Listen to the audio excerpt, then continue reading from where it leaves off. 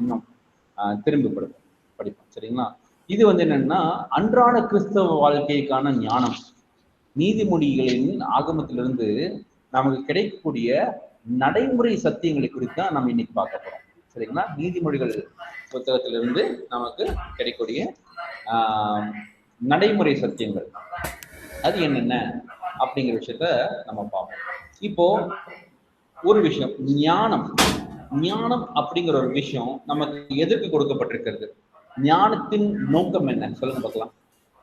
ஞானத்தின் நோக்கம் என்ன? கர்த்தரை அறிவது. ஓகே, அது வெளிப்படுத்தலின் நோக்கம். ஞானத்தின் நோக்கம் என்ன? வாழ்க்கையை செயல்படுத்த. ஓகே, வாழ்க்கையில் செயல்படுத்துவதற்காக. வெற்றிகரமான வாழ்க்கை வாழ்வதற்கும் ஞானம் தேவைப்படுகிறது. சரி. உலகத்தை புரிந்து பயந்து வாழ. யாருக்கு? கர்த்தருக்கு பயந்து வாழ. கர்த்தருக்கு பயந்து வாழ்கிற வாழ்க்கை வாழ்வதற்கு ஞானம் கொடுக்கப்பட்டிருக்கிறது. ஓகே. உலகத்தை மற்றவர்களும் புரிந்து கொள்வதற்கு. தேவனை மையப்படுத்திய வாழ்க்கை முறை.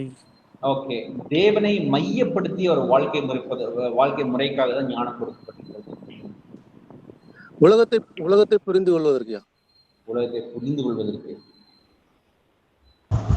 சரியான முடிவு எடுப்பதற்கு. சரியான முடிவு எடுப்பதற்கு. ஓகே, சரியான முடிவு எடுப்பதற்கு இந்த ஞானம் தேவைப்படுகிறது. சரி, அருமையா சொன்னீங்க. கர்த்தருக்கு கீழ்ப்படிந்து இந்த தேவ பயத்தோட நடக்கிறதுக்கு ஞானம் வேணும். ஓகே, கர்த்தருக்கு கீழ்ப்படிந்து தேவ பயத்தோட நடப்பதுதான் இந்த ஞானத்தின் ஒரு நோக்கம். சரி, ஆண்டவருடைய சுத்தத்துல நம்ம நடக்கிறோமா அப்படின்னு சொல்லி நம்ம தெரிஞ்சுக்கிறது. ஓகே, நம்முடைய வழிகளை சீர்தூக்கி பார்ப்பதற்காக. கர்த்தர் மேல விசுவாசம் வைக்கிறதுக்கு ஞானம் வேணும். கர்த்தர் மேல நம்பிக்கை வைக்க. ஓகே, நம்பிக்கை வைப்பதற்கு. ஒருவரே மெய்யான தேவன் சொல்லி விசுவாசிக்கிறதுக்கு நம்ம ஞானத்தோட. அவர் ஒருவரே மெய்யான தேவன் என்பது விசுவாசிக்கிறதுக்கு. ஓகே, வேற ஏதாவது? மெய்ப்பொருள் அறிவதற்கு ஞானம் தேவை. மெய்ப்பொருள் அறிவதற்கு. சரி, மெய்ப்பொருள் அறிவதற்கு ஞானம் தேவை. பகுத்தறிந்து செயல்படுவதற்கு ஞானம் தேவை. தேவனோடு உள்ள உறவிலிருந்து பிரிக்க முடியாத உருமாற்றப்பட்ட வாழ்க்கை. ஓகே, அடுத்த சிஸ்டர் மார்டினா. விழிப்புணர்வா இருக்கிறதுக்காகவும்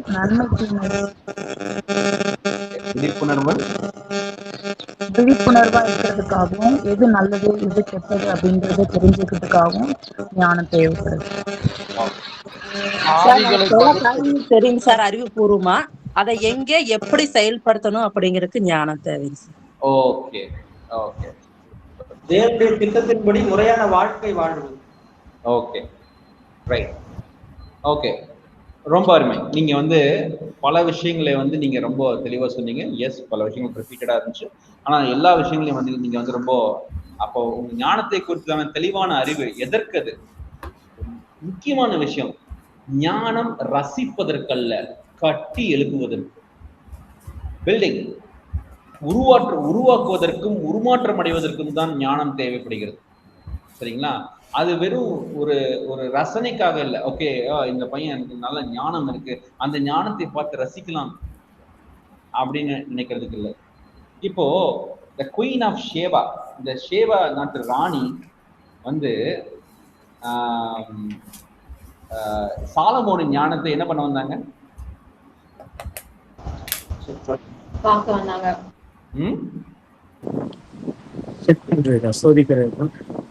ஞானத்தை சோதித்து பார்ப்பதற்கும் எப்படி ஞானம் இருக்கு, அவருடைய ஞானம் எவ்வளவு, ஜஸ்ட் டு அட்மயர். அதை வந்து அப்படியே ஓகே, அந்த எல்லாரும் நல்லா சொல்றாங்க, அதை போய் அந்த ஞானத்தை ரசித்து பார்க்கலாம் அல்லது அந்த ஞானத்தை சோதித்து பார்க்கலாம் அப்படிங்கிற எண்ணத்தோட தான் அவங்க வந்து வந்தாங்க. இல்லைங்களா?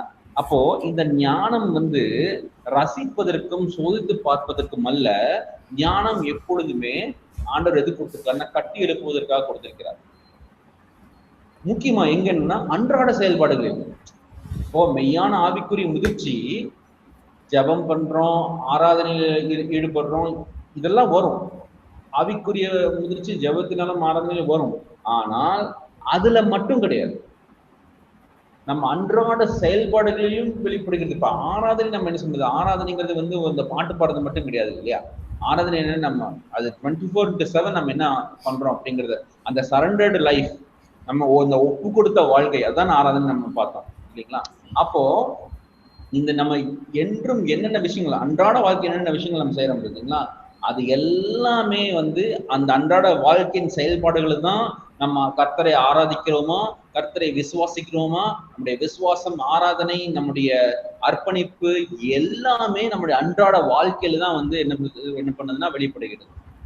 சரிதானுங்களா. அப்போ இந்த அன்றாட செயல்பாடுகளை நம் சரியாக செய்வதற்கு என்ன பண்ணணும், நமக்கு ஞானம் தேவைப்படுகிறது. நம்முடைய இதயத்தின் நிலை, அதாவது ஒருவன் பேசும் விதம், உழைக்கும் விதம், பணத்தை கையாளும் விதம், இது எல்லாமே அவனுடைய இதயத்தின் நிலைமையை காட்டுகிறது. ஒருத்தன் வந்து அவன் எப்படி வேலை செய்ய, எவ்வளவு கட்டுக்கோப்பா இருக்கிறாங்க, எப்படி பணத்தை கையாளுகிறார்கள், எப்படி இந்த ரிசோர்சஸை கையாளுகிறார்கள், இதெல்லாம் பார்க்கும்போதே ஒரு மனிதனின் இருதயத்தின் நிலை என்ன அப்படின்னு தெரிஞ்சிடலாம். அந்த இருதயத்தின் நிலையை சமமாக சரியாக வைப்பதற்கு ஞானம் தேவைப்படுகிறது. அப்பதான் கட்டி எழுப்ப முடிவு வருது. மூன்றாவது முக்கியமான விஷயம் என்னன்னா மாற்றம். நீதிமொழிகளின் நோக்கம் வெறும் அறிவை பெருக்குவதல்ல, அந்த இன்ஃபர்மேஷனை சும்மா போட்டு ஃபில் பண்றது கிடையாது. உண்மையான நோக்கம் என்னன்னா நடத்தையை மாற்றுவதற்கு தான் நீதிமொழிகள் வந்து நமக்கு கொடுக்கப்பட்டிருக்கிறதே தவிர நம்முடைய ஞானத்தை, அதாவது நம்முடைய அறிவை பெருக்குவதற்கு இல்லை. இன்ஃபர்மேஷன் தூக்கி நம்ம மனதில் போட்டு நிறைய இன்ஃபர்மேஷன் சேகரித்து வைப்பதற்காக நமக்கு இந்த ஞானம் கொடுக்கப்படவில்லை. எதுக்கு கொடுக்கப்பட்டிருக்கிறது, இந்த ஞானமானது நம்முடைய நடத்தையை மாற்றுவதற்கும், அதுக்குதான் இந்த நடத்தையை மாற்றுவதற்கு கொடுக்கப்பட்டதால் தான் நம்ம வந்து நம்மளை கட்டி எழுப்ப முடிகிறது. அப்ப இதுதான் ஞானம். சரிங்களா. இதை ரசிப்பதற்கோ சோதித்து பார்ப்பதற்கோ கிடையாது. இதனுடைய இந்த ஞானத்தின் அஸ்திவார கல் எது? இந்த ஞானத்தின் அஸ்திவார கல் எது? கர்த்தருக்கு பயப்படும் பயம், கீழ்ப்படிதல், தேவனுடைய அதிகாரத்துக்கு நம்மை முழுமையாக ஒப்பு கொடுத்தல், அது கீழ்ப்படுதல். தெய்வீக அதிகாரம், மனித சிந்தனைகள் மட்டுமே வாழ்க்கைக்கு போதுமான வழிகாட்டுதலை தர முடியாது என்பதை நம்ம உணர்ந்திருக்க வேண்டும். அதுதான் வந்து தெய்வீக அதிகாரம். அது நமக்கு புரியும். தெய்வீக அதிகாரம் நம்ம இருந்தா தான் நம்ம பண்ண முடியும். வெறும் மனிதனுடைய சிந்தனை மட்டுமே, இந்த ஹியூமன் பிலாசபிஸ், இந்த செக்குலரிசம், ஏத்திசம், அப்புறம் வந்து அக்னாஸ்டிசம், ஹியூமனிசம், இந்த கண்டெம்பரரி ஹியூமனிசம் சொல்லுவாங்க. அதாவது ஹியூமனிசம்ங்கிறது வந்து மனிதனை மையப்படுத்தின ஒரு கோட்பாடு. அந்த கோட்பாடுல என்னன்னா மனிதனுக்கு யாருமே தேவையில்லை, மனுஷனே போதும் அப்படிங்கிறது செக்குலர் ஹியூமனிசம். கிறிஸ்டியன் ஹியூமனிசம்ங்கிறது, கிறிஸ்டியன் ஹியூமனிசம் வந்து கிறிஸ்துவ விசுவாசத்தின்படி மனிதனுடைய அந்த முக்கியத்துவம் என்ன அப்படிங்கிறது கிறிஸ்டியன் ஹியூமனிசம். இது வந்து secular humanism, contemporary secular humanism. அது வந்து என்னன்னா அந்த மனிதனுக்கு மனிதனே போதும், மனிதன் தன்னை சுற்றி கொண்டு வந்த ஒரு கோட்பாடு அது. அந்த கோட்பாடெல்லாம் நமக்கு சரி வராது. மனிதனுடைய சிந்தனை மட்டுமே வாழ்க்கைக்கு போதுமான வழிகாட்டுதலை தர முடியாது என்பதை உணர்ந்து இருத்தல். சரிங்களா. இப்போ இந்த அஸ்திவாரம் இல்லாமல், அதாவது கர்த்தருக்கு பயப்படுகிற பயம் அப்படிங்கிற அஸ்திவாரம் இல்லாமல் மனிதனுடைய ஞானம் எப்படி இருக்குன்னா முழுமையற்றதாக மாறிவிடும். மனிதனுடைய ஞானம், கர்த்தரை அல்லாத மனிதனுடைய ஞானம் முழுமையற்றதாகவும் வழிகட்டதாகவும் மாறிவிடும். அப்போ நமக்கு என்ன பயபக்தி, கர்த்தருடைய மகத்துவத்தின் மீதான ஆழமான ஒரு மதிப்பு, அவருக்கு கீழ்ப்படுதல், தேவனுடைய அதிகாரத்துக்கு நம்மை முழுமையாக ஒப்பு கொடுத்தல். அப்புறம் என்னன்னா இந்த மனித சிந்தனையை மட்டுமே வாழ்க்கைக்கு போதுமான வழிகாட்டுதலை தர முடியும் என்கிறதை அப்படிங்கிற அந்த சிந்தனையை மாற்றி, இல்லை மனிதனுடைய சிந்தனைகள் மட்டுமே வாழ்க்கைக்கு போதுமான வழிகாட்டுதலை தர முடியாது என்பதை வந்து உண்மையாக உணர்தல். இந்த உணரும் போதுதான் வந்து நமக்கு தெரியுது. அப்ப கர்த்தருக்கு பயப்படுகிற பயம் அப்படிங்கிற விஷயத்த வந்து நம்முடைய வாழ்க்கைக்கு ஒரு அஸ்திவார கல்லாக மாறுகிறது. இப்ப என்னன்னா ஞானம் எதற்கு? கட்டி எழுப்புவதற்கு இல்லையா. ஞானம் எதற்கு? கட்டி எழுப்புவதற்கு. அது நம்முடைய வாழ்க்கையா இருந்தாலும் சரி, நம்முடைய சுற்றி உள்ளவர்களுடைய வாழ்க்கையா இருந்தாலும் சரி, ஞானம் எப்பொழுதுமே கட்டி எழுப்புவதற்குத்தான் கொடுக்கப்பட்டிருக்கு. அப்ப இந்த ஞானத்தை கட்டி எழுப்ப வேண்டும் இல்லையா. அந்த ஞானத்தை கட்டி எழுப்புவதற்கு ஞானம் எதுக்கு கட்டி எழுப்புவதற்கு தானே. அதனுடைய அஸ்திவார கல் என்ன? கர்த்தருக்கு பயப்படுறது, தேவனுக்கு கீழ்ப்படிதல்.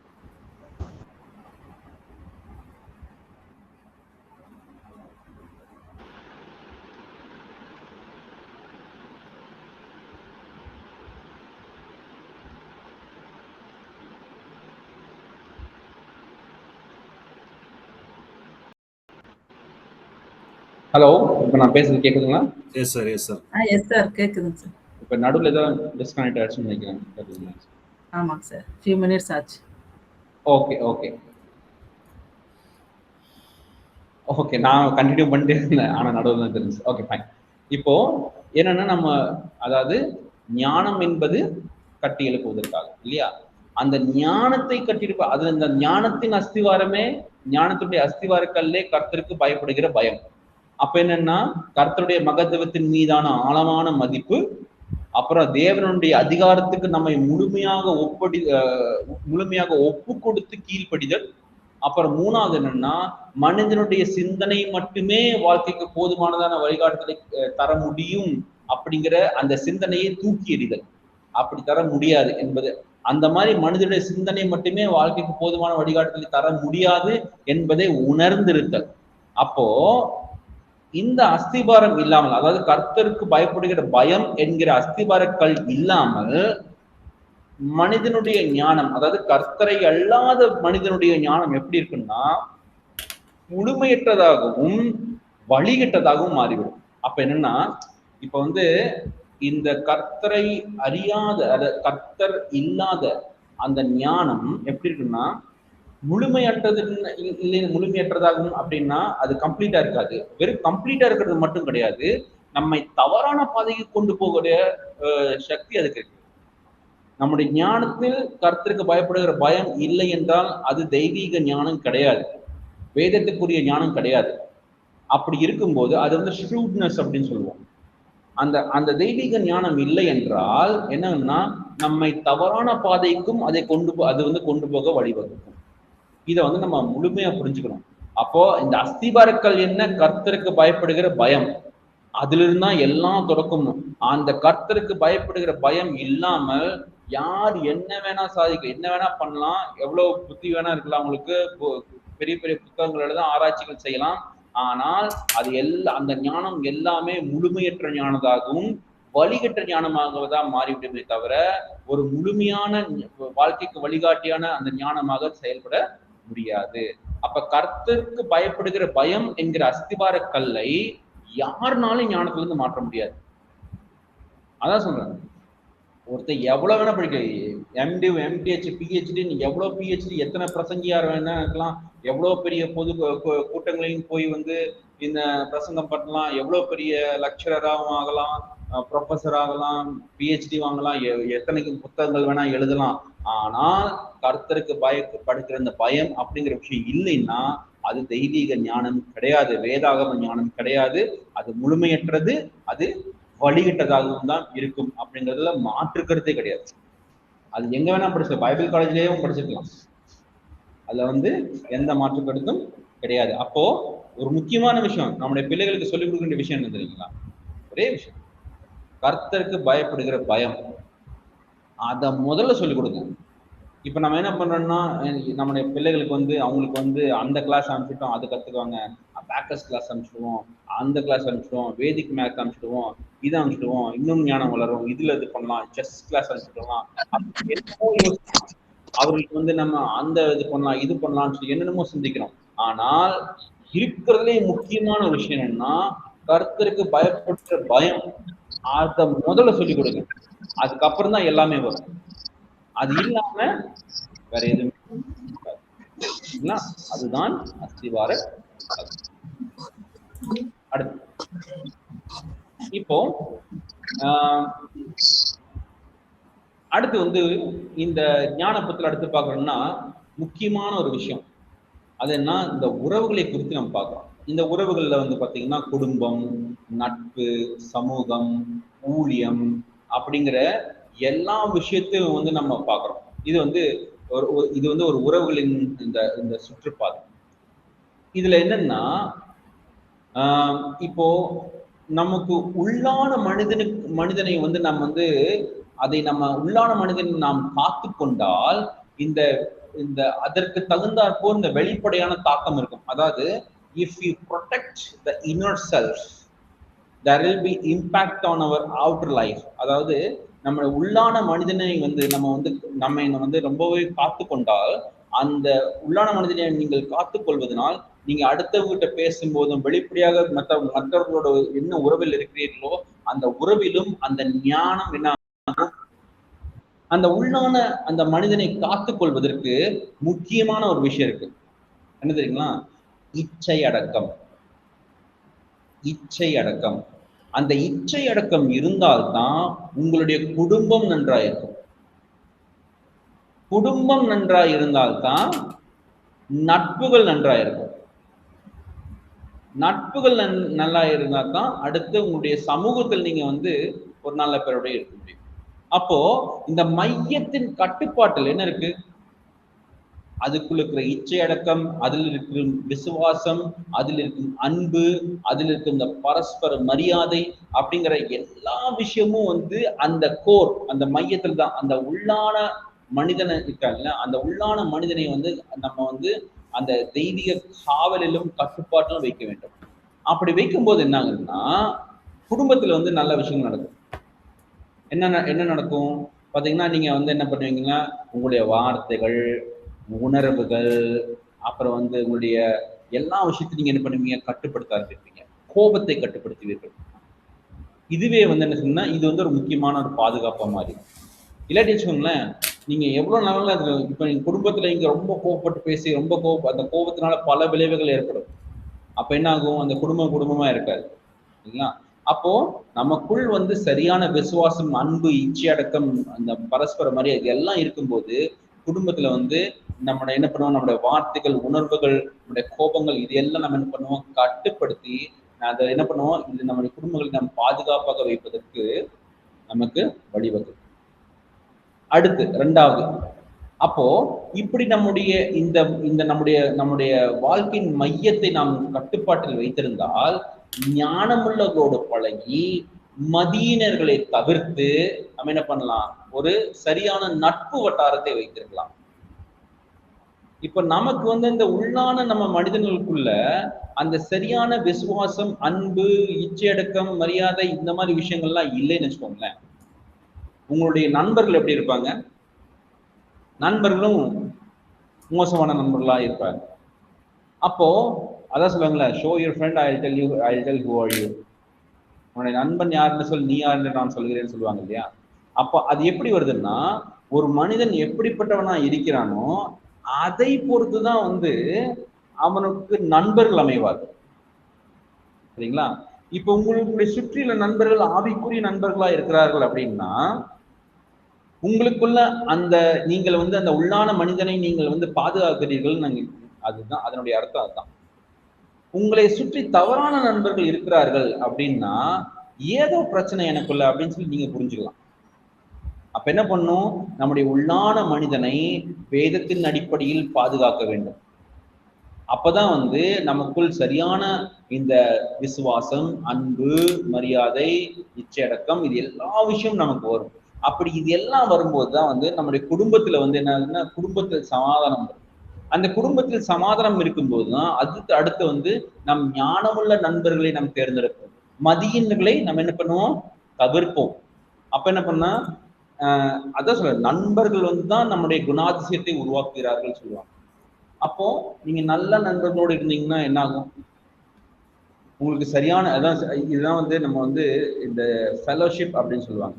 எல்லாருமே வீட்டில இருந்தே ஆராதனை பண்ணிக்கலாம். ஏன் இங்க நம்ம சர்ச்சுக்கு வரோம்னா ஒன் ஆஃப் த ரீசன்ஸ், ஒரு காரணம் என்னன்னா நம்ம வந்து அந்த கர்த்தருடைய இந்த பிள்ளைகளோடு நம்ம வந்து ஒன்றிணைந்து வாழும்போது ஒருவருடைய விசுவாசம் மற்றொருவரை என்ன பண்ணும்? கட்டிக்கிடும். அப்போ வந்து ஒருவரோடு நம்ம என்ன பண்ணிக்கலாம்? ஒருத்தருக்கு நம்ம என்கரேஜ் பண்ணலாம். அவங்களை வந்து நம்ம ஆவிக்குரிய வாழ்க்கையில வந்து என்ன பண்ணலாம்? ஒருத்தர் உற்சாகப்படுத்தலாம். அதனாலதான் வந்து நம்ம இப்படிப்பட்ட ஒரு ஐக்கியத்தில் நம்ம இருக்க வேண்டும் அப்படின்னு சொல்றது.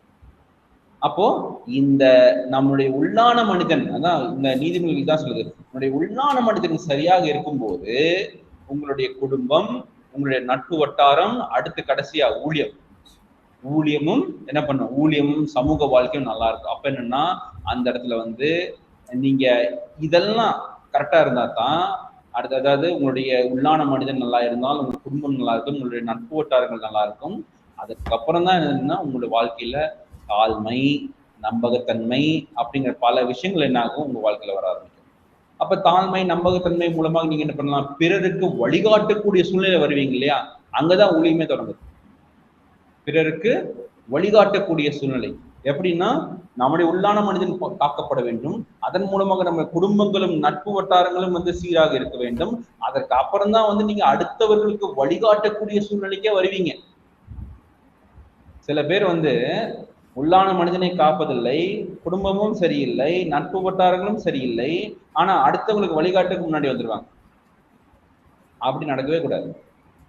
முதல்ல நம்மளுடைய உள்ளான மனிதன், அடுத்து நம்முடைய குடும்பம், அடுத்து நம்முடைய நட்பு வட்டாரங்கள், இது எல்லாம் சரியா இருக்கும்போது தான் நம்ம அடுத்தவர்களுக்கு வழிகாட்டக்கூடிய அந்த தகுதியை பெறுகிறோம். அதுக்கு முன்னாடி அடுத்தவர்களை வழிகாட்டக்கூடிய அந்த தகுதி நமக்கு வரவே வராது. அடுத்து நீதிமொழிகள் நம்ம கற்றுக்கொள்ளக்கூடிய முக்கியமான இன்னொரு பாடம் என்ன தெரியுங்களா, நம்முடைய நாவை கட்டுப்படுத்துதல். நாவின் அளவுகோல் எப்படி, நம்முடைய நாவு எப்படியாக இருக்க வேண்டும். அதாவது வார்த்தைகளுக்கு ஜீவனம் உண்டு, மரணமும் உண்டு. நீங்க பேசக்கூடிய வார்த்தைகள் என்ன இருக்கு, ஜீவனம் உண்டு, மரணமும் உண்டு. அப்படி உங்களுடைய வார்த்தைகள்ல ஜீவனம் உண்டு, மரணம் உண்டுன்னா நீங்கள் பேசக்கூடிய அந்த ஒவ்வொரு வார்த்தை எப்படி இருக்குன்னா ரொம்ப தேர்ந்தெடுக்கப்பட்டதா இருக்கு. நீங்க பேசக்கூடிய உங்களுடைய வார்த்தைகள் எப்படி இருக்கணும், ரொம்ப கேர்ஃபுல்லா சோசன், ரொம்பவும் தேர்ந்தெடுக்கப்பட்ட வார்த்தைகளா இருக்க வேண்டும். அப்பதான் நீங்க இல்லாட்டி திடீர்னு தவறா பேசுகிற வார்த்தைகள் என்ன பண்ணணும்னா, நீங்க உங்களுடைய என்ன சொல்றது, அந்த வார்த்தைகள் மரணத்தை கூட கொண்டு வரலாம். உங்களுடைய வார்த்தையின் மூலமா ஒரு ஜீவனை நீங்கள் என்ன பண்ணலாம், காப்பாற்றவும் செய்யலாம். உங்களுடைய வார்த்தையின் மூலமா நீங்கள் ஒருத்தரை கொல்லவும் செய்யலாம். உங்களுடைய வார்த்தை ஆயுதமாக பயன்படுத்தப்படலாம். அதனால் நம்முடைய நாவை கட்டுப்படுத்துவது முக்கியமான ஒரு விஷயம். அதான் இந்த மதியனின் வார்த்தையை எங்க கொண்டு போகுதுமா, மதியனின் வார்த்தை அழிவின் பாதைகளுக்கு கொண்டு போகுமா. ஆனால் ஞானிகளின் வார்த்தைகளோ குணமாக்கும் பாதையை கொண்டு போகும். ஆனால் மதியனின் வார்த்தைகள் அழிவின் பாதைகளை கொண்டு போகும். மதியனோட வார்த்தைகள் எப்படி இருக்கும், அவசரமான பேச்சு, அவசரமான பேச்சு, வஞ்சகம், கடுமையான வார்த்தைகள், பிரிவினையை உண்டாக்கக்கூடிய வார்த்தைகள், மற்றவர்களை காயப்படுத்துகிற வார்த்தைகள். அப்புறம் என்னன்னா முக்கியமான ஒரு விஷயம், கோபத்தை மூட்டி விடுகிற வார்த்தைகள். சில பேர்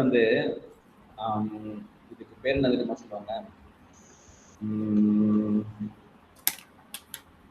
சைக்காலஜில இதுக்கு ஒரு பேர் இருக்கு, அதுக்கு அந்த பேர் நான் உணர்ந்தேன். அதாவது பிறருக்கு கோபத்தை மூட்டுகிற ஒரு ஒரு வார்த்தைகள். அதுக்கு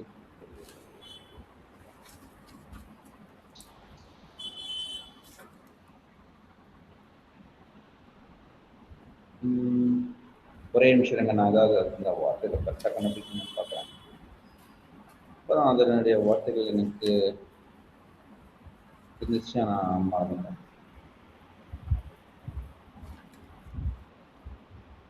சரி, அது நம்ம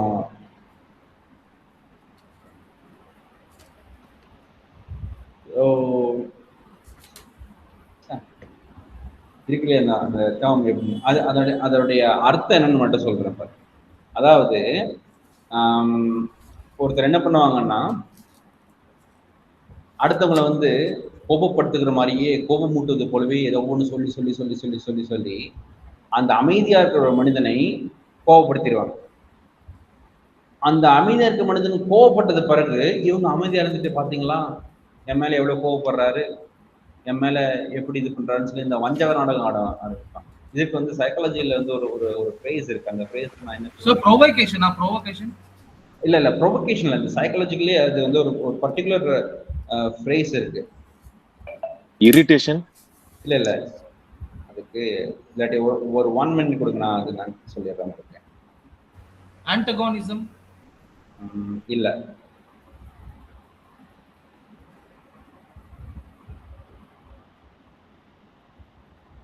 நார்சிசம்.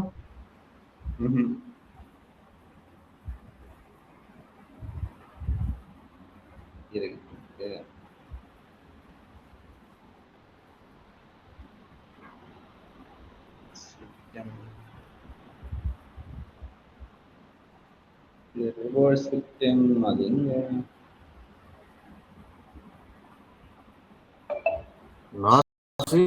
அது வந்து எங்க இருக்கு?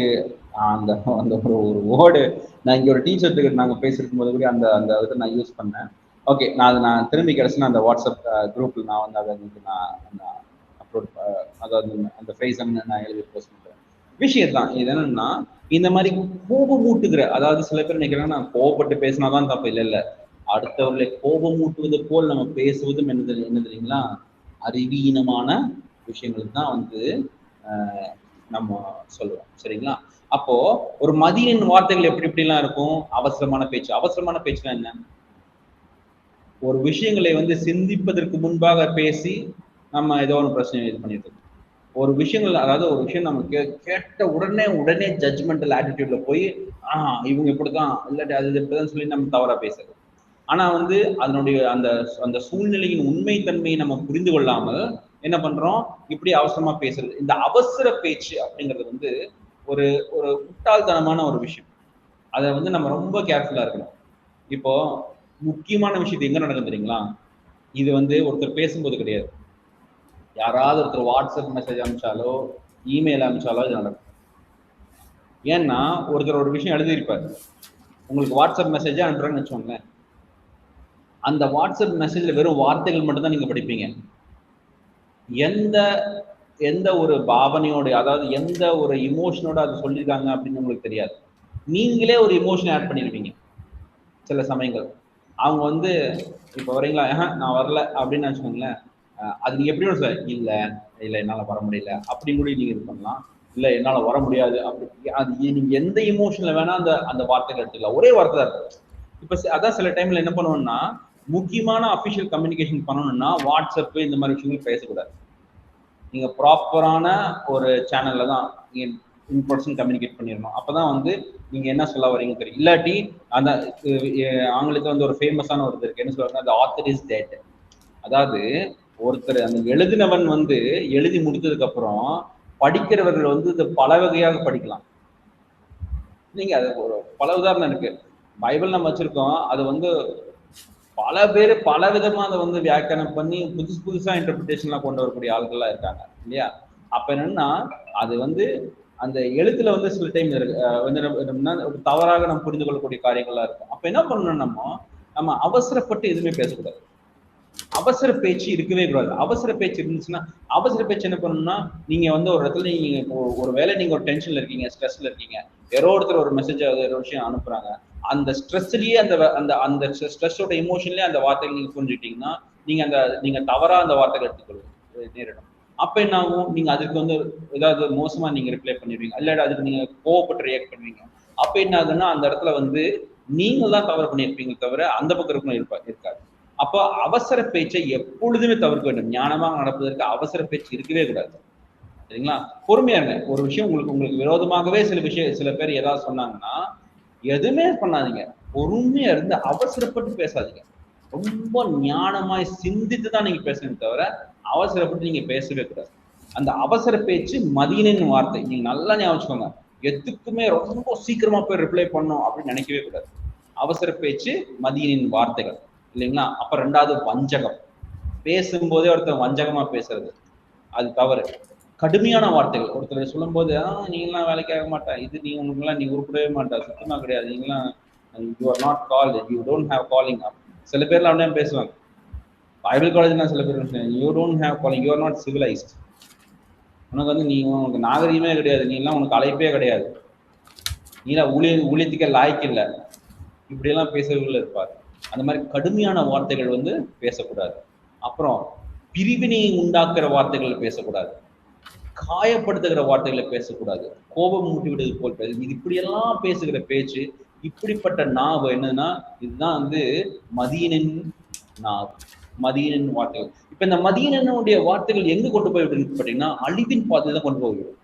நீங்க அந்த அவசரமான பேச்சா இருந்தாலும் சரி, வஞ்சகமா இருந்தாலும் சரி, கடுமையான வார்த்தைகள், பிரிவினை, காயம், கோபத்தில் மூட்டிட மாதிரி இந்த வார்த்தைகள், இந்த வார்த்தைகள்லாம் எங்க கொண்டு போய் சேர்க்க நினைக்கிறீங்க? கட்டி எழுப்புன்னு நினைக்கிறீங்க? இல்ல, அழிவின் பாதை தான் கொண்டு போகும். ஞானம் என்ன பண்ணும்? கட்டி எழுப்ப வேண்டும், இடித்து போடக்கூடாது. ஆனா இந்த மதியீனமான வார்த்தைகள் என்ன பண்ணும்? இடித்து போடும். மதியீனமான வார்த்தைகள் என்ன பண்ணும்? இடித்து போடும். ஆனால் கட்டி எழுப்ப முடியாது. ஆனால் ஒரு ஞானியின் நாவு எப்படி இருக்கும்? ஒரு ஞானியின் வார்த்தை எப்படி? அது குணமாக்கும் பாதை கொண்டு போகும். யாராவது ஒருத்தர் ரொம்ப கஷ்டப்படுகிற உடைந்து போன வாழ்க்கை சூழ்நிலை இருந்தாலும் ஒரு ஞானியினுடைய வார்த்தை என்ன பண்ணுன்னா அவருடைய வாழ்க்கையை குணமாக்கும் பாதை கொண்டு போகும், கட்டி எழுப்புகிற பாதைக்கு கொண்டு போகும். அப்ப என்ன பண்ணும்? சத்தியத்தை பேச வேண்டும். ஞானியுடைய வார்த்தை எப்படி இருக்கும்? சத்தியமான வார்த்தைகள். இரண்டாவது, நிதானமான வார்த்தைகள். நிதானம், சத்தியம், நிதானம். மூன்றாவது, கனிவாக பேச வேண்டும். என்ன பண்ணும்? கனிவாக பேச வேண்டும். அடுத்து, மெதுவான பிரதியுத்திரம் கோபத்தை மாற்றும். என்ன பண்ணும்? மெதுவான பிரதியுத்திரம் கோபத்தை மாற்றும். அப்புறம் ஆறுதலையும் சமாதானத்தையும் கொண்டு வரும் வார்த்தைகளை தான் பேசணும். எப்படி? சத்தியமான வார்த்தைகள், நிதானமான வார்த்தைகள், கனிவான வார்த்தைகள், மெதுவான பிரதியுத்திரம், அப்புறம் என்ன? ஆறுதலையும் சமாதானத்தையும் கொண்டு வருகிற அந்த வார்த்தைகள். இதைத்தான் என்ன பண்ண வேண்டும்? நாம் பேசணும். இதுதான் நம்முடைய அளவுகோல். நம்ம நல்லா யோசிக்கணும். நம்ம பேசும்போது நீங்க எழுதி வச்சுக்கோங்க. நீங்க வேணா நீங்க ஒரு 2 பேப்பர்ல நீங்க அப்படியே போர்டில் எழுதி உங்க வால்ல விடுபடலாம். இந்தந்த வார்த்தைகள்லாம் பேசக்கூடாது, இந்தந்த வார்த்தைகள்லாம் பேசணும். அப்ப ஒவ்வொரு தடவை பேசும்போது நான் எப்படிப்பட்ட வார்த்தைகளை பேசியிருக்கேன், உங்களை நீங்களே அளந்து உங்களுடைய நாவை அளந்து பார்க்கிற அளவுகோலாய் இது இருக்கு. என்ன? அதான் வார்த்தைகளுக்கு ஜீவனம் உண்டு, மரணமும் உண்டு. அதனால எப்படிப்பட்ட வார்த்தை நாம் பேச வேண்டும்? நம்ம அவசரமான பேச்சை பேசுகிறோமா, இல்லை நம்ம இந்த மெதுவான பிரதியுத்திரமாக பேசுகிறோமா, இல்ல நம்ம வஞ்சகத்தை பேசுகிறோமா, இல்ல சத்தியத்தை பேசுகிறோமா, கடுமையான வார்த்தைகளை பேசுகிறோமா, இல்ல கனிவான வார்த்தைகளை பேசுகிறோமா, பிரிவினின் வார்த்தைகளை பேசுகிறோமா, இல்லை நிதானமான வார்த்தைகளை நாம் பேசுகிறோமா, எப்படி என்ன வார்த்தைகளை பேசுகிறோம்? கோபமூட்டுகிற வார்த்தைகளை பேசுகிறோமா, காயப்படுத்துகிற வார்த்தைகளை பேசுகிறோமா, இல்லை ஆறுதலையும் சமாதானத்தையும் கொண்டு வரும் வார்த்தைகளை பேசுகிறோமா, எந்த வார்த்தைகளை பேசுகிறோம் அப்படிங்கிறத நாம நிதானித்து அறிகிறது மிகவும் மிகவும் முக்கியம். இதுதான் இந்த நாவின் அளவுகோல். சரிங்களா? அடுத்து இந்த இந்த நீதிமொழிகள் அடுத்த சில விஷயங்கள் என்னன்னா, குடும்பங்களின் கட்டமைப்பு. இது இந்த குடும்பம் அப்படிங்கிற ஒரு விஷயம் கர்த்தரால் உண்டாக்க, family is a institution of God. அதாவது குடும்பம் என்பது மனிதனுடைய சிந்தனையோ இல்ல மனிதனுடைய அந்த என்ன சொல்றது, மனிதனுடைய திட்டமோ கிடையாது.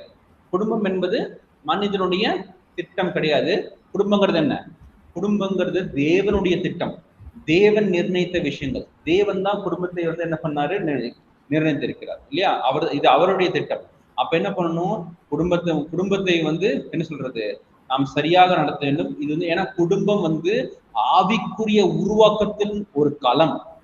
ஒரு எப்படின்னா பலமான குடும்பங்களே பலமான திருச்சபைகளையும் சமுதாயத்தையும் என்ன பண்றது? உருவாக்குகின்றன. ஒரு திருச்சபை நல்லா இருக்கு அப்படின்னு என்னதுன்னு அர்த்தம்? அந்த திருச்சபையில் உள்ள குடும்பங்கள் நல்ல குடும்பங்களா இருக்குதுன்னு அர்த்தம். ஒரு என்ன சொல்லுவாங்க, இந்த family is a unit of the சொசைட்டின்னு சொல்லுவாங்க இல்லையா?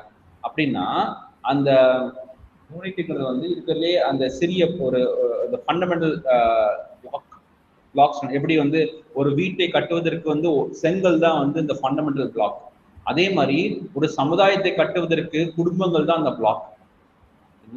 அப்ப அந்த குடும்பங்கள் தான், அந்த சமுதாயமா இருந்தாலும் சரி, திருச்சபையா இருந்தாலும் சரி, நல்ல குடும்பங்கள், பலமான குடும்பங்களா இருந்துச்சுன்னா நல்ல பலமான திருச்சபையையும் நல்ல சமுதாயத்தை என்ன பண்ண உருவாக்க முடியும். அப்ப குடும்பம் அப்படிங்கிற விஷயம் ரொம்பவே முக்கியமான விஷயம். ஏன்னா குடும்பங்கிறது தெய்வீக திட்டம், மனிதனுடைய திட்டம் கிடையவே கிடையாது. இது குடும்பங்கிறது என்னது? ஒரு தெய்வீக திட்டம்.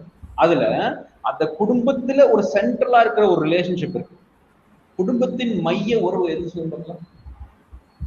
குடும்பத்தின் மைய உறவு கிறிஸ்து. அவர் குடும்பத்தில் மையமான இருக்கிறவர். மைய உறவு குடும்பத்துக்குள்ள உறவு கேட்கணும்.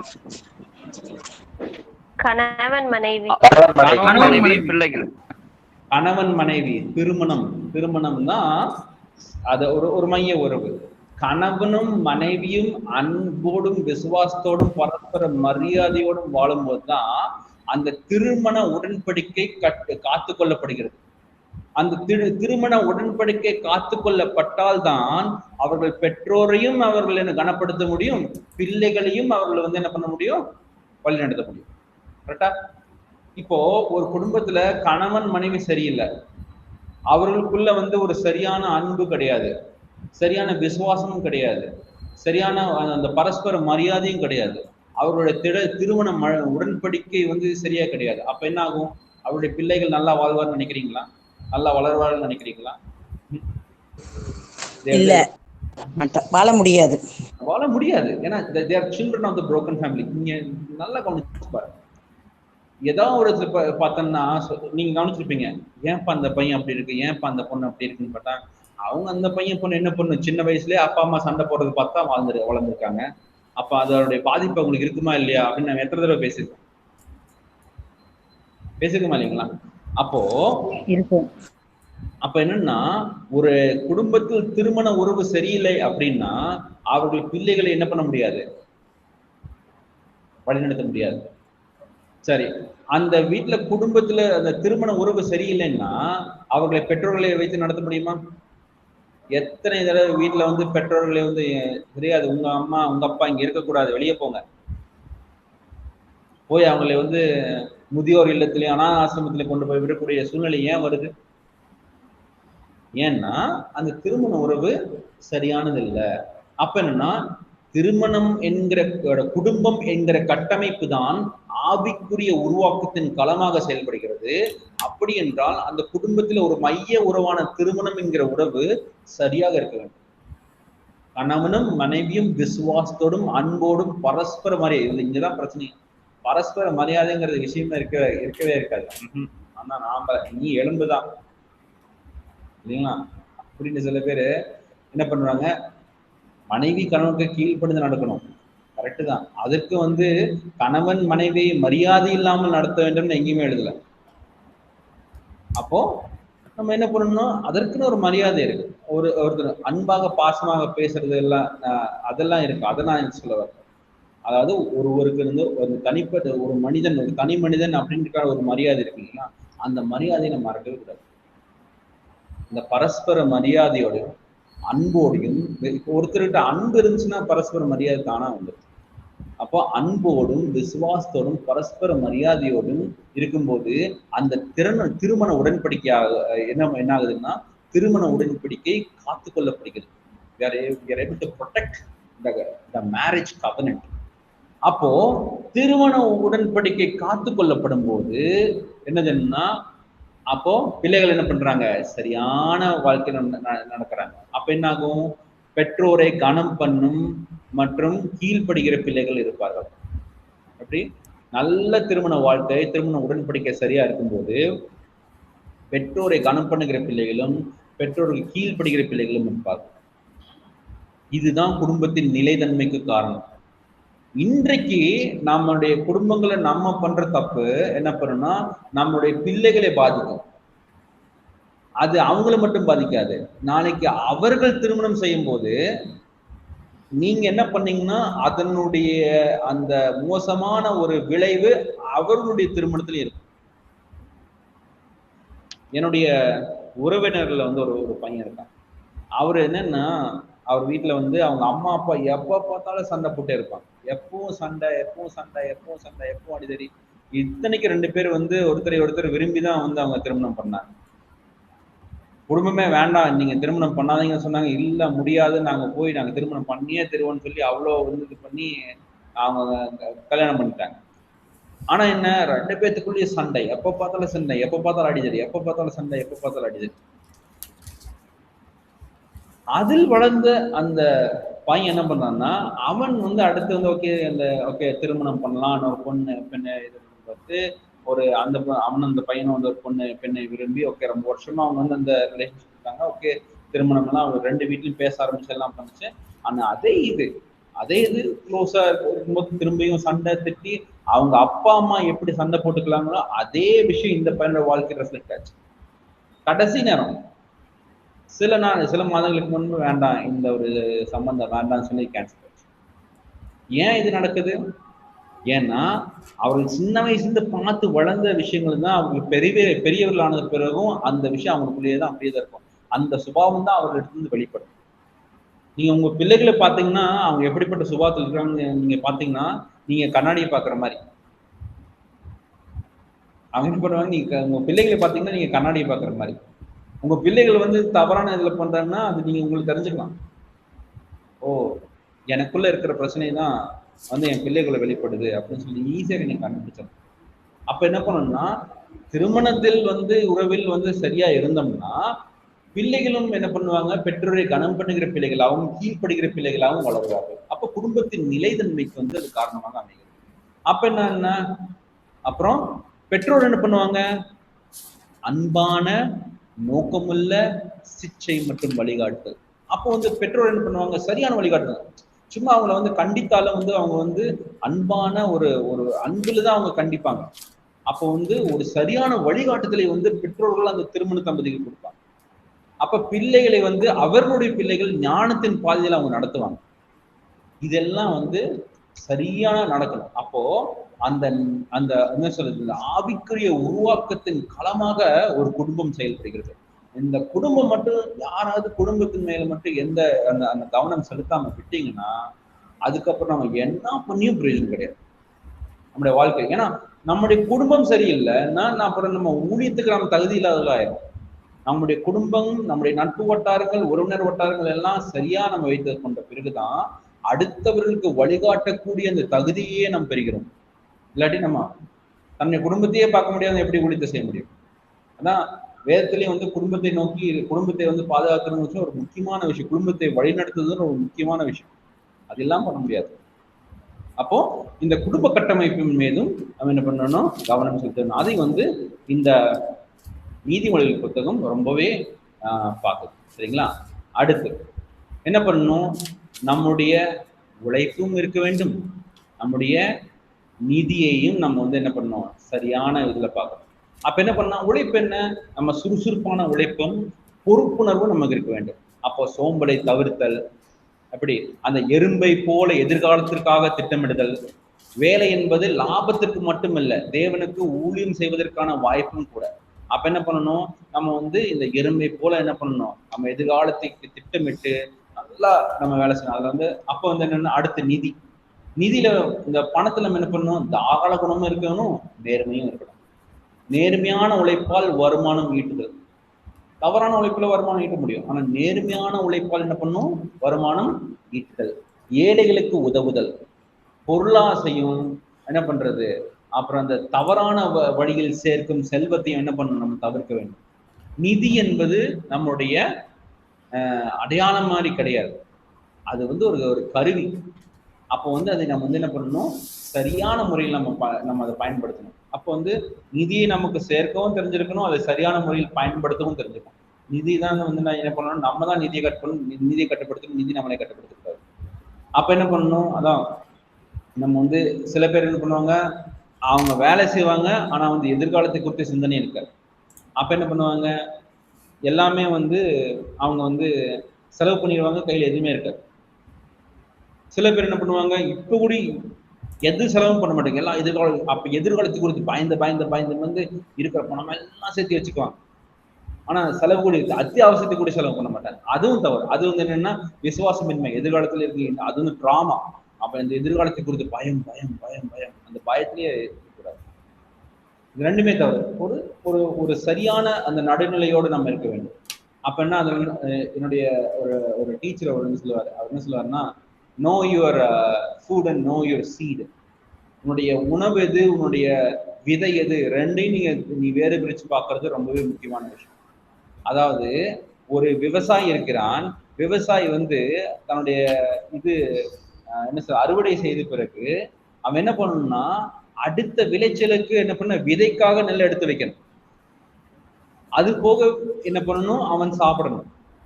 சரிங்களா?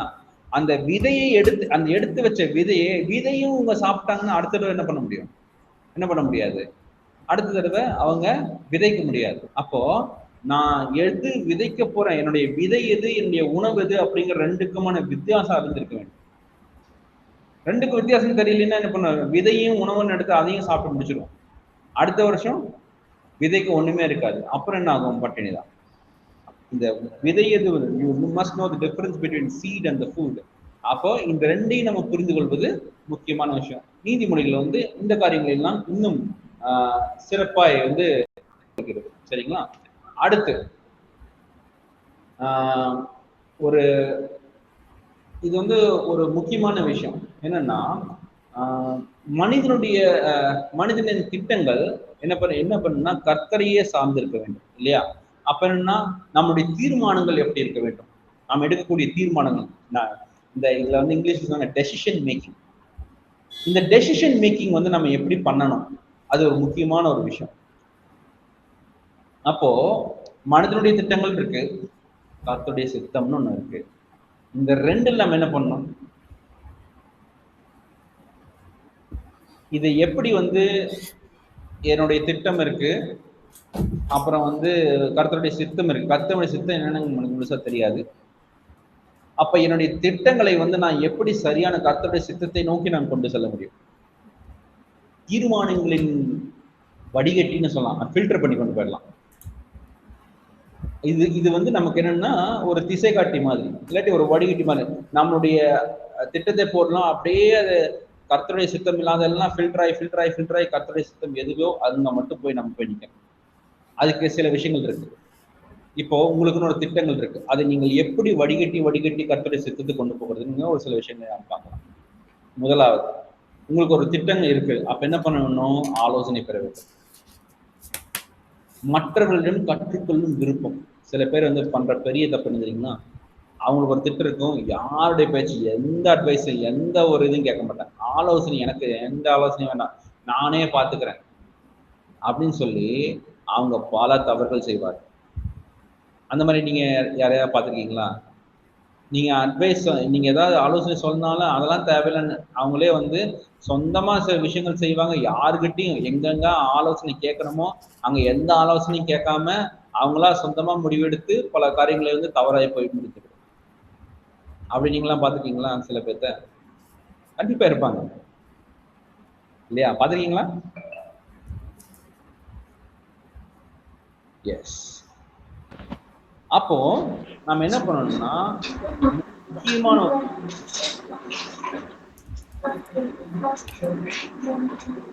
முக்கியமான ஒரு விஷயம் என்ன பண்ணணும்னா, நம்ம இந்த நம்முடைய திட்டங்களை நம்ம வகுத்த பிறகு சரியானவர்களிடம் என்ன பண்ணணும்னா ஆலோசனை பெற வேண்டும்.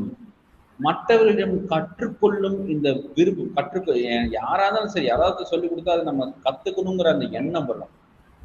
சில பேர் சொல்லுவாங்க தே ஆர் நாட் டீச்சபிள். அதாவது வந்து முக்கியமான இதுல இந்த ஜாப்ல எல்லாம் பார்த்தீங்கன்னு வச்சுக்கோங்களேன், ஒரு முக்கியமான விஷயம் கேட்பாங்க, easy teachable or easy teachable அப்படின்னு ஒரு கேள்வி. என்னன்னா, இப்ப நீங்க வேலைக்கு எடுக்க தேர்ந்தெடுக்கக்கூடிய இந்த நபர் சொல்லிக் கொடுத்தா கற்றுக்கொள்ளக்கூடிய அந்த சூழ்நிலை இருக்கிறாரா, கற்றுக் கொடுத்தா அவங்க கற்றுக்கொள்ளக்கூடிய சூழ்நிலை இருக்காங்க. சில பேர் வந்து என்ன சொன்னாலும் அதெல்லாம் வேண்டாம், நான் என் வழியை பார்த்துக்கிறேன் அப்படிங்கிற மாதிரி சில பேர் இருப்பாங்க. அப்போ whoever is teachable அவங்களுக்கு தான் ப்ரையாரிட்டி கொடுப்பாங்க.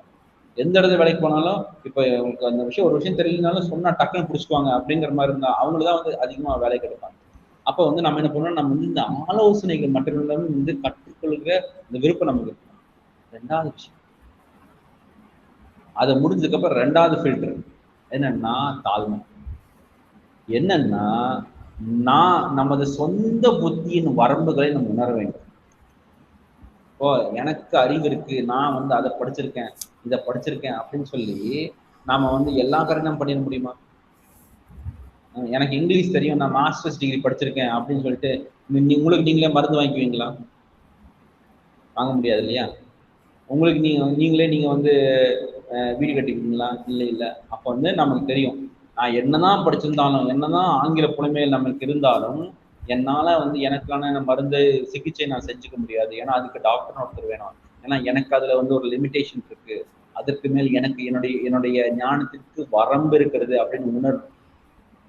எல்லா காரியமும் நானே சாதிச்சிருவேங்கிற எண்ணம் தவறான எண்ணம். அப்ப என்ன பண்ணா, முதல்ல ஆலோசனை, மற்றவருடைய ஆலோசனை பெற்றுக்கொள்வது, அவர்களிடம் கற்றுக்கொள்வதற்கு விருப்பம் காட்டுவது முக்கியமான விஷயம்.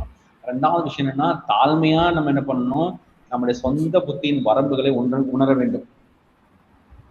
நம்முடைய சொந்த புத்தியின் வரம்புகளை நம்ம என்ன பண்ணணும், உணர வேண்டும்.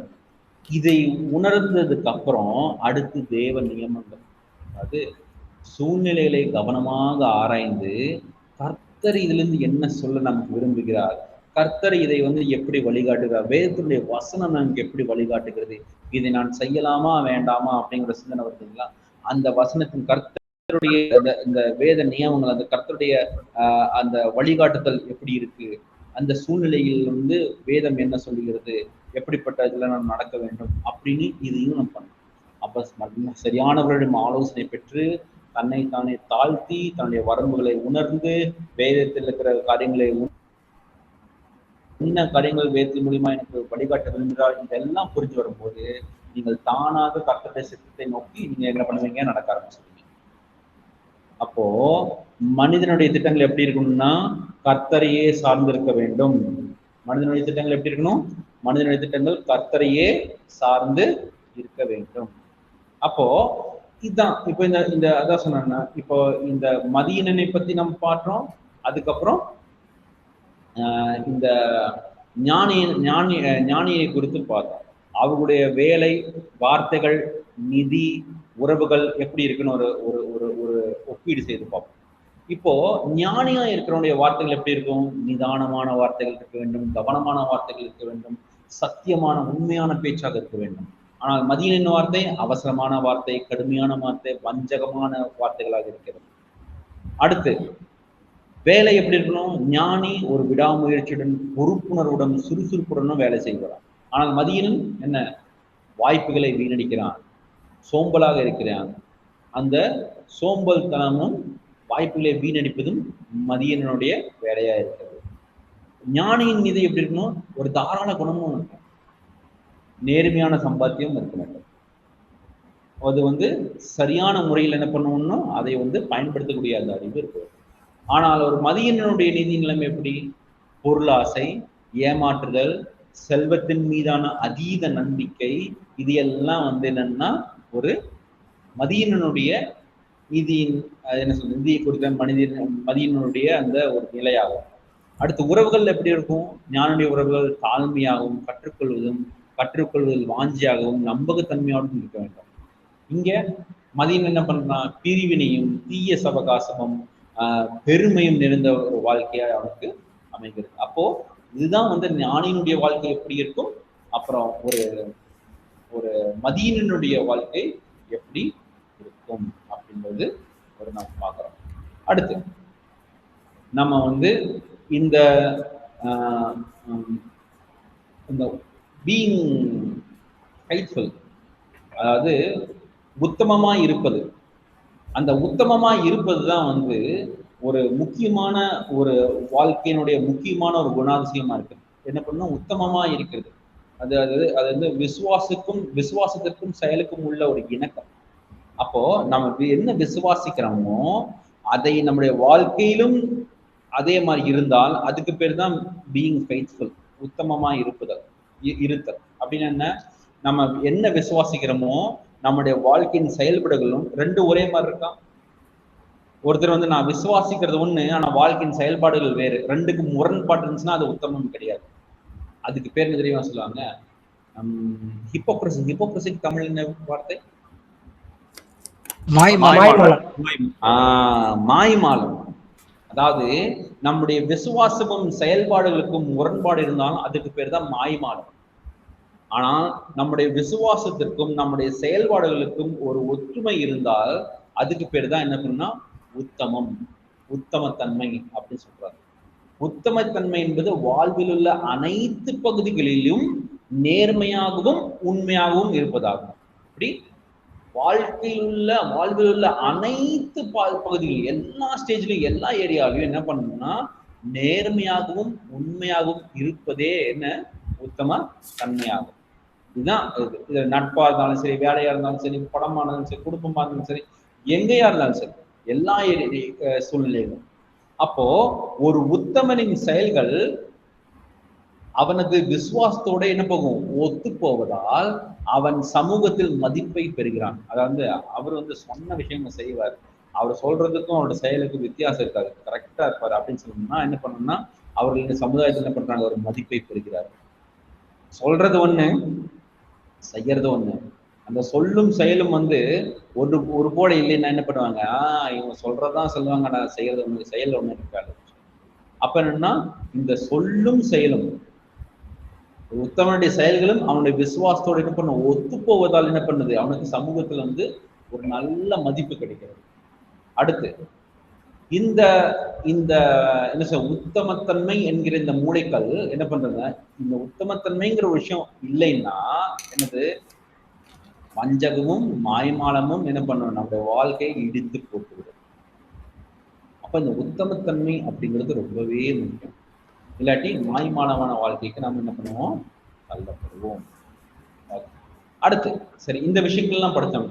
இப்போ நீதிமொழிகளில் இருந்து, அதாவது திருச்சபையை வழிநடத்த நீதிமொழிகளின் நடைமுறை ஞானம் என்ன அப்படிங்கிறது பார்த்தோம்னா ஊழியத்திற்கான வரைபடம். ஏன்னா நான் இந்த லெசன்ஸ் நான் வந்து இது பண்ணும்போது ஒவ்வொரு இதுலயும் பார்த்தோம்னா இதை வந்து மினிஸ்ட்ரியலா ஊழியத்திற்கான பயன்பாடுகள் என்ன அப்படிங்கிற விஷயத்த ஒவ்வொரு அதிகாரத்தையும் நம்ம பார்த்து வந்துருக்கோம் இல்லையா. நம்ம வந்து அதனாலதான் இது வந்து வெறும் ஒரு இன்ஃபர்மேஷனா மாத்திரம் இல்லாம நம்முடைய அன்றாட வாழ்க்கைக்கும் ஊழியத்துக்கும் பயன்படுகிற விதத்துல தான் வந்து நான் இந்த நோட்ஸ் நான் வந்து இங்க ரெடி பண்ணிருக்கேன். சரிங்களா. அப்ப என்னன்னா ஊழியத்தின் என்ன சொல்றது, இந்த ஊழியத்துல வந்து அதற்கான ஊழியத்துக்கான வரைபடம் இது. அதாவது ஒரு திருச்சபையை வழிநடத்த நீதிமொழிகளில் உள்ள நடைமுறை ஞானம் ஒண்ணு, ஆலோசனையும் வழிகாட்டுதலும். இதுதான் நம்ம முக்கியம், முதலாவது விஷயம். இந்த ஊழியத்தில் நம்ம என்ன பண்ணுவோம், ஆலோசனையும் வழிகாட்டு. இந்த நீதிமொழிகளை கற்றுக்கொள்வதன் மூலமாக நம்ம என்ன பண்ணலாம்னா மற்றவர்களுக்கு இந்த ஆலோசனை வழங்கலாம், வழிகாட்டுதலையும் கொடுக்கலாம். எப்படி, அவருடைய உறவுகளை குறித்தும், நிதியை குறித்தும், மற்ற குடும்ப பிரச்சனைகளை குறித்தும் விசுவாசிகளுக்கு என்ன பண்ணலாம், வேதாகம அடிப்படையில் நீங்க என்ன பண்ணலாம், வழிகாட்டுதலை நீங்கள் கொடுக்கலாம். அது வந்து ஒரு முக்கியமான ஒரு விஷயம். ரெண்டாவது ஒரு காரியம் என்ன, குணாதிசய உருவாக்கம். இதுக்கு வந்து என்ன சொல்லணும்னா கேரக்டர் ஃபார்மேஷன் அப்படின்னு சொல்றாங்க.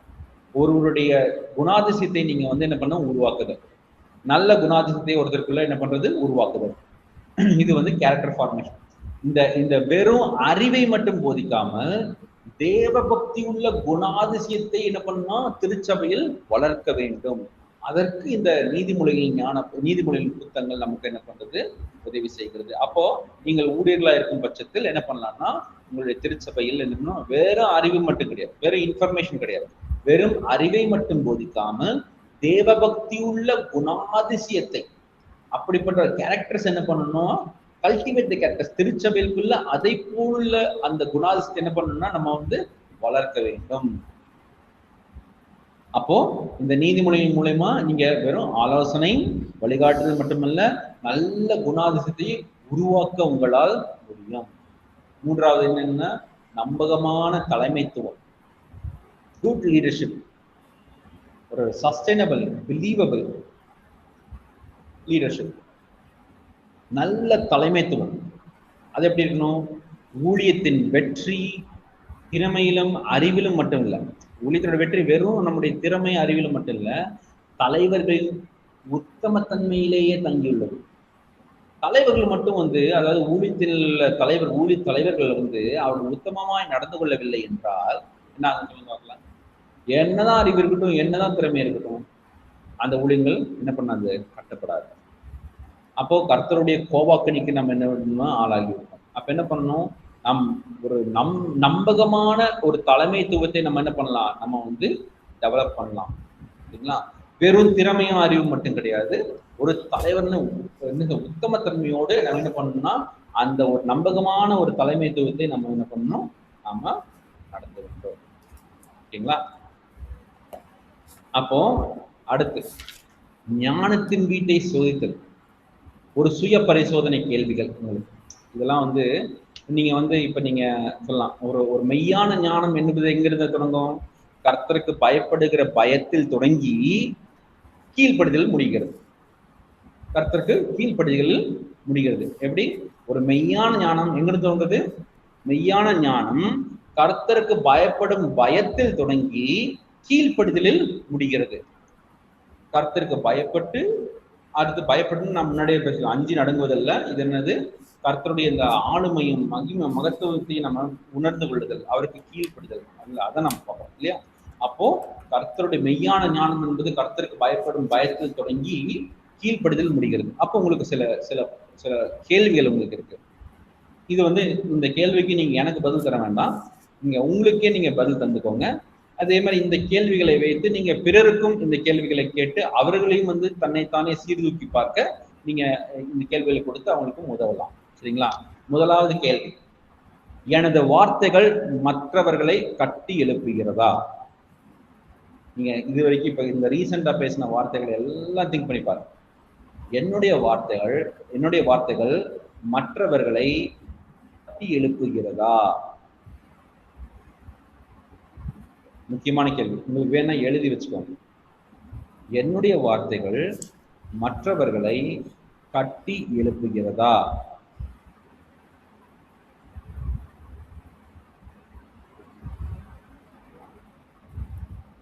அடுத்து, எனது நண்பர்கள் என் ஆவிக்குரிய வளர்ச்சியை எவ்வாறு பாதிக்கிறார்கள்? எனது நண்பர்கள் ஆவிக்குரிய வளர்ச்சியை எனது நண்பர்கள் என் ஆவிக்குரிய வளர்ச்சியை எவ்வாறு பாதிக்கிறார்கள்? சில பேர் நல்ல விதமாக பாதிக்கலாம், சில பேர் தீமையான விதமாக பாதிக்கலாம். இம்பாக்டிங். ஓகேங்களா? எனது நண்பர்கள் என் ஆவிக்குரிய வளர்ச்சியை எவ்வாறு பாதிக்கிறார்கள்? கேள்வி நம்பர் 2.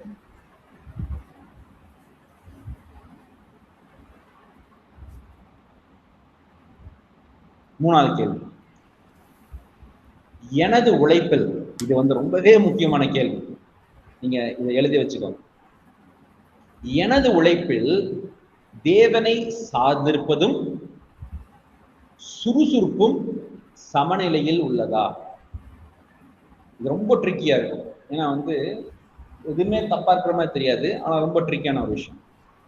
எனது உழைப்பில், நீங்க உங்களுடைய உழைப்பில் கர்த்தரை சார்ந்தும் இருக்கிறீர்கள், அதே மாதிரி சுறுசுறுப்பாகவும் ரொம்பவும் நல்லா சின்சியரா வேலையும் செய்யணும். நீங்க அந்த சுறுசுறுப்பு இருக்கு, ரெண்டும் சமநிலையில் இருக்கிறதா? ரொம்ப நான் ஹார்ட் ஒர்க் மட்டும்தான் பண்றேன், கர்த்தரை நான் சார்ந்திருக்கவில்லை என்றால்னா தவறு. நான் கர்த்தரை சார்ந்திருக்கிறேன், நான் வேலை செய்ய மாட்டேன்னு சொன்னாலும் அது தவறு. அப்ப என்னன்னா, நீங்க கர்த்தரை சார்ந்திருந்து சுறுசுறுப்பாக இருக்கிறீர்களா, ஒரு சமநிலையில் இருக்கிறதா? அதான் கேள்வி. எனது உழைப்பில் தேவனை சார்ந்திருப்பதும் சுறுசுறுப்பும் சமநிலையில் உள்ளதா? அது அடுத்த கேள்வி. எழுதி வச்சுக்கோங்க. எனது உழைப்பில் தேவனை சார்ந்திருப்பதும் சுறுசுறுப்பும் சமநிலையில் உள்ளதா?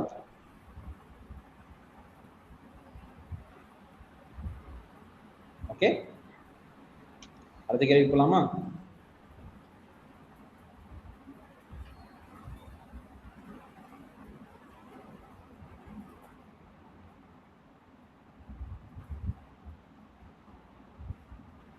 இதுக்கு சரியான வார்த்தை நான் கண்டுபிடிக்கிறேன். ஒரே விஷயம்.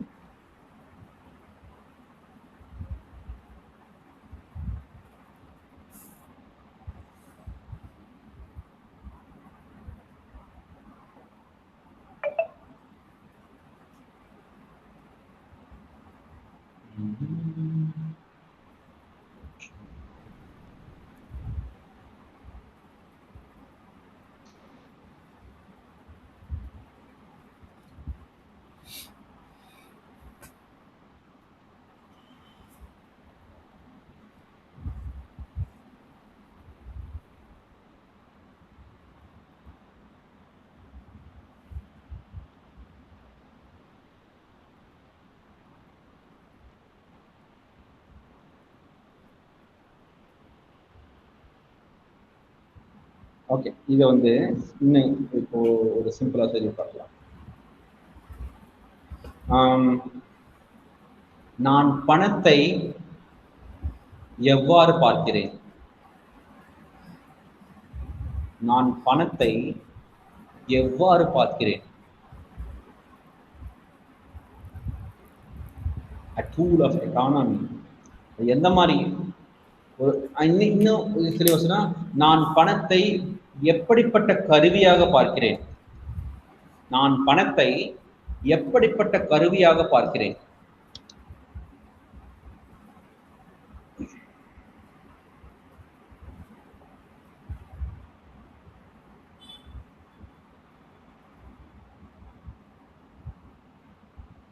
அடுத்து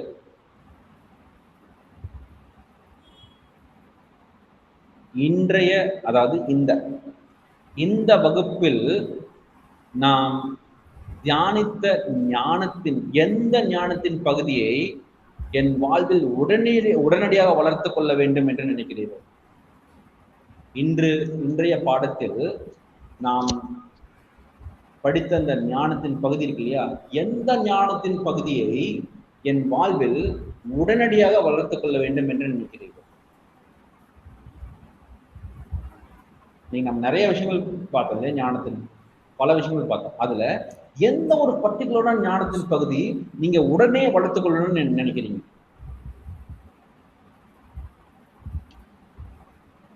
இதெல்லாம் முக்கியமான கேள்வி. இந்த கிளாஸ் முடிஞ்சதுக்கு அப்புறம் இந்த கேள்விக்கான பதில் நீங்களே கொடுப்பாரு. இதுல எங்காவது ஏதோ ஒரு இடத்துல சரியில்லைன்னு தோணுச்சுன்னா நீங்களே சரி செய்யலாம். இந்த கேள்விகளை மற்றவர்களுக்கும் கேட்டு அவர்களே வந்து நீங்க வழிநடத்தணும்னா வழிநடத்தலாம். சரிங்களா? இந்த 5 கேள்விகளோடு இன்றைய பாடத்தை வந்து நம்ம முடிக்கலாம். அதுக்கப்புறம் நாளைக்கு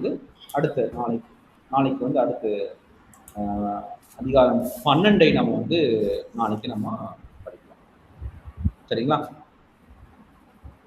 pastor Alex. Okay, thank you sir. Brother Suresh and Selvaraj இருக்கிறீங்களா? பிரதர் சுரேஷ் ஐயா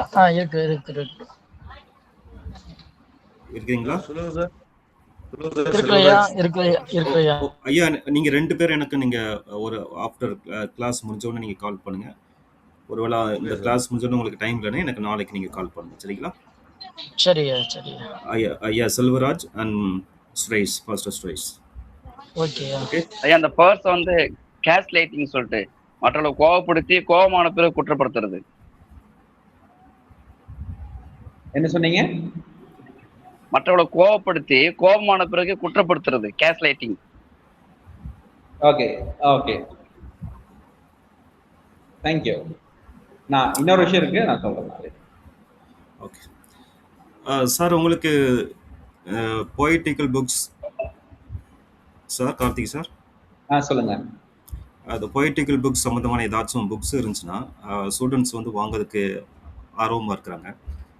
தமிழ் புக்ஸோ அந்த மாதிரி ஏதாச்சும் இருந்துச்சுன்னா நீங்கள் ரெஃபர் பண்ணலாம். ஒருவேளை புக்ஸ் இருக்கும், ஆனால் என்னன்னா இங்கிலீஷில் தான் இருக்கும், தமிழில் கிடைக்கிறது ரொம்பவே கஷ்டம். ஓகே, இங்கிலீஷ் இருந்தாலும் நீங்கள் ஃபார்வர்ட் பண்ணுங்கள். ஒருவேளை இங்கிலீஷ் தெரிஞ்சவங்க வந்து அவங்க வாங்கிக்கிட்டோம். அதே போல் தமிழ் உங்களுக்கு ஏதாச்சும் தெரிஞ்சது இருந்துச்சுன்னா நீங்கள் யூ கேன் ஷேர் வித். சரி, ஓகே, கண்டிப்பாக.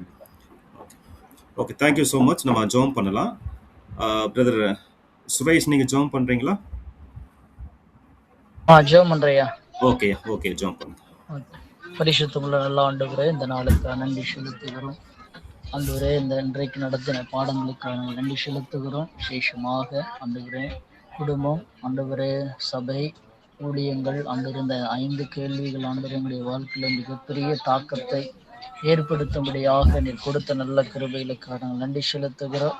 ஆண்டவரே, நாங்கள் எங்களுடைய வார்த்தையில ஆண்டவரே நாங்கள் கோபப்படுத்தும்படி பிள்ளைகளையோ குடும்பத்தையோ மற்றவர்களையோ ஆண்டவரே நாங்கள் திருச்சபையின் காரியங்களையோ யாரையும் ஆண்டவர் எங்களுடைய வார்த்தை அளவிலே நாங்கள் யாரையும் பின்படுத்தி விடாதபடிக்கு ஆண்டவரே அனைவரையும் ஆண்டவரே நம்முடைய வார்த்தையின் கூட நடத்தத்தக்கதான கிருபைகளை தாரும். ஆண்டவரே, இந்த வகுப்புகளை நடத்தின ஆண்டவரே கார்த்திக் சாரை நம்முடைய கருத்தில் ஒப்புக் கொடுக்கிறோம். தேவன் தாமரோடு கொடுப்பீராக. அதே போல இதை வழி நடத்தின ஆண்டவரே அலெக்ஸ் சாரை நம்முடைய கருத்தில் ஒப்புக் கொடுக்கிறோம். இதில் பங்கு பெற்ற ஒவ்வொரு ஆண்டவரே தேவ ஊழியர்களையும் நம்முடைய கருத்தில் தாழ்த்துகிறோம். தொடர்ந்து நாளை நடைபெறுகிற கிளாஸுக்கு நாங்கள் ஆயத்தமாக கற்றுக்கிட்டு சொல்கிறோம். இயேசுவின் நாமத்தில் ஒப்புக் கொடுக்கிறோம். ஜெபம் நல்ல Okay, thank you sir. Thank you so much. Thank you. Thanks. Okay, அதோட பேர் என்ன? Reactive abuse. Thank you pastor. Thank you pastor. Thank you pastor. Thank you